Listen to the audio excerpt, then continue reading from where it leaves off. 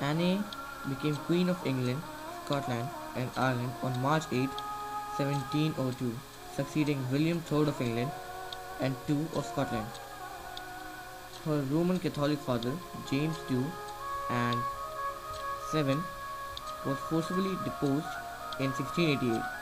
Her brother-in-law and her sister then became joint monarchs as William III and V and married too, the only such case in British history. After Mary's death in 1694, William continued as sole monarch until his death in 1702, counting Lady Jane Grey's brief reign. Anne is the fifth woman to rule England in her own right.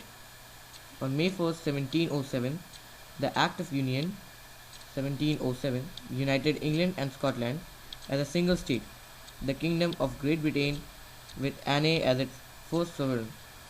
She continued to hold the separate crown of Ireland. Anne reigned for 12 years until her death. Her life was marked as by many crises, both personal and relating to the succession of the crown and religious polarization. Because she died without surviving issue, Anne was the last monarch of the House of Stuart. She was succeeded by her second cousin George I of the House of Hanover, who was a descendant of the Stuarts through his maternal grandmother Elizabeth, daughter of James I.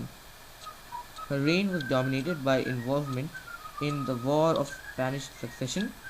Queen Anne was the last British monarch to withhold royal assent from a bill presented by Parliament.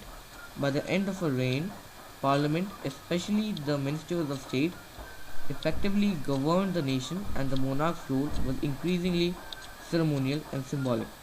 This was not altogether of Anne's choosing but resulted from her chronic ill health. Nonetheless, it aided the process of democratization that eventually turned Britain into a constitutional monarchy. Anne, though was famous, conscientious in performing all her duties, her name is popularly associated with a phase in English cultural history that saw artistic, literature, architectural, and scientific advancement, known as Good Queen Anne.